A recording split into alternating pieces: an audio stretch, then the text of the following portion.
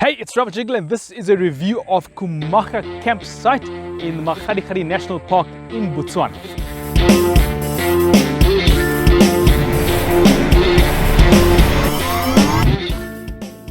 Khumaga is about 160 kilometers from Maun and about 45 kilometers from the town of Gweta.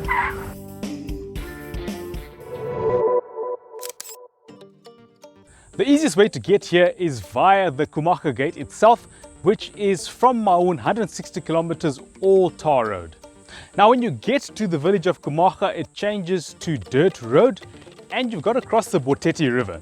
At the time that we're here, the Boteti river is dry and you can drive across it. However, at certain times of the year you need to catch a ferry across the river.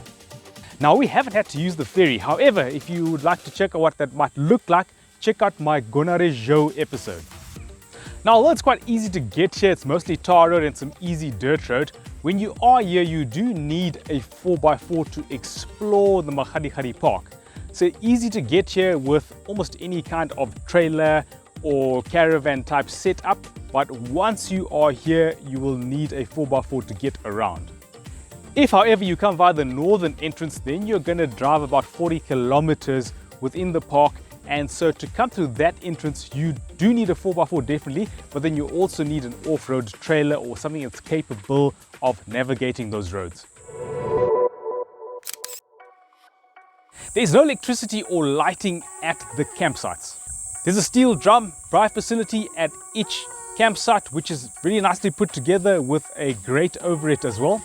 There's also a fire pit at each campsite, which is a little concrete basin, which works really well. Each campsite has a tap for water, which is not potable, and also a dustbin. Note that the water here has a sulferish type smell to it. It's not potable, but it also doesn't smell very good, so you can use it for showering, etc., but just be aware of that. Shade varies from campsite to campsite. The campsite we're in has really great shade. A couple of other campsites also have nice big trees. The surface is all sand. There is no grass here. However, it is quite silty, so it's not muddy if it rains. It did rain last night and it's still really easy to get around on the site. No issues at all with mud. The campsites are generally about a 25-meter diameter, so you can fit a few cars and tents on your campsite. We're camping just the two of us, one vehicle, one tent, so we've got a lot of space on this campsite. The campsites are partially demarcated, but it's pretty clear where they start and end.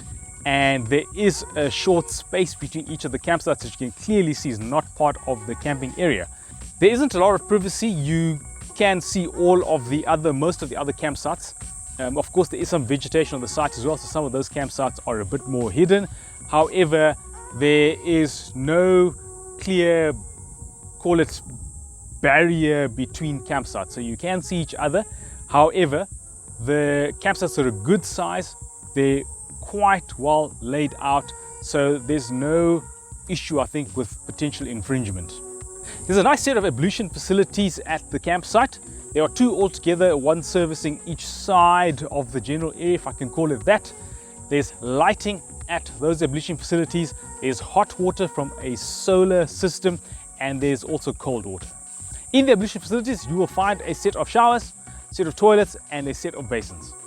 Behind the ablution facilities, there are a set of wash-up basins as well. That's only cold water though, no hot water going to the wash-up area. What can you buy at Khumaga campsite? Almost nothing. You can buy wood, and that's about it. There is, however, the Khumaga village, which is just outside of the Khumaga gate. There's a basic butchery over there where you can get some meat and drinks, and there's also a bottle store as well, so you can buy some basics in the village of Khumaga. There is no fuel. The nearest place to get fuel is Gweta, which is about 40 kilometers away. So basically what that means is that you've got to bring everything that you require with you. The only thing you get here with certainty is wood and maybe some drinks and meat. We haven't tried the meat from the butchery. So for major purchases, you're talking about going all the way to Maun or coming from Maun with your major purchases. Note, Botswana has some very strict controls for preventing the spread of foot and mouth disease, and so there are a number of vet fences and vet checkpoints. You cannot buy meat in Maun and drive to Khumaga village with it, or to the Khumaga campsite with it, there is a vet stop along the way, and they will confiscate any meat that is not cooked. So we're really close to the village of Khumaga. It's, I think, about 2 kilometers or so. And we're here in the festive period, so between Christmas and New Year's. So you can hear some noise from the village at night. The parties have been going on. People have been festive during this festive season. It's not extremely loud, but it's certainly audible. Also, the other side of the Botete River is not part of the national park, so there is quite a bit of livestock over there as well, so you can hear the occasional donkey. And if you go south of the main entrance, you will come across livestock as well. The campsites are kept really clean. Every morning the staff come over and they clean out the ash and the dustbin and so on. The ablution facilities have been immaculate in the time that we are here, cleaned every single morning in really great condition. However, there is a bit of litter around the general area that's outside of the campsites themselves, so that requires a bit of attention, but otherwise very well run. Now that general litter could be coming from monkeys and baboons, etc., grabbing stuff from people's campsites. It's not clear, of course, where it comes from, but generally those areas that are being managed, the campsites themselves and the ablutions, are in really great condition.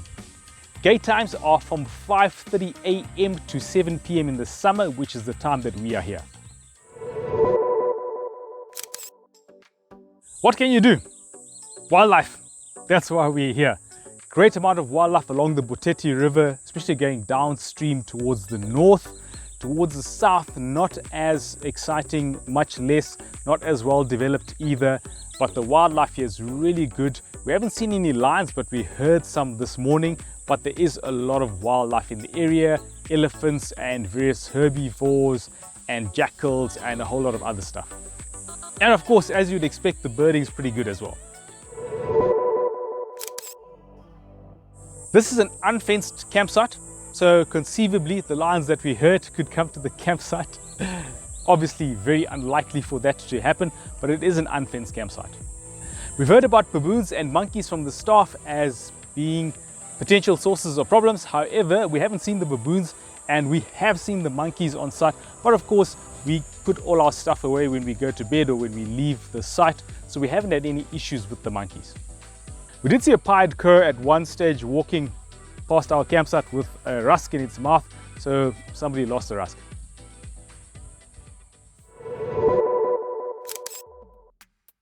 So what type of camp is this for? Almost anybody.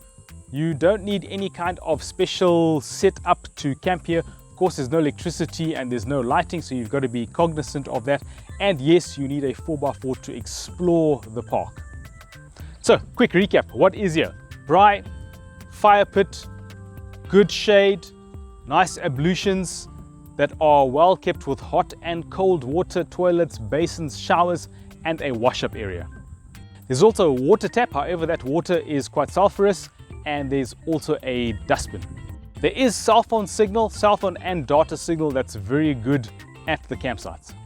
What's not here? No electricity, no lighting at the campsites, and no purchaseables except wood. So would I recommend Khumaga campsite? Yeah, I think it's really nicely run. We've enjoyed our time here. It's been great to have some shade in this crazy heat over here, and there's pretty good wildlife as well. So would I recommend? Definitely.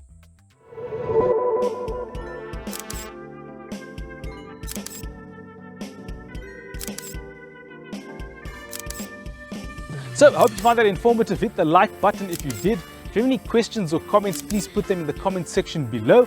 If you want to support the channel, hit the super thanks or buy me a coffee. There's a link below. 100% voluntary. And until the next episode, go everywhere, see everything, have a great time.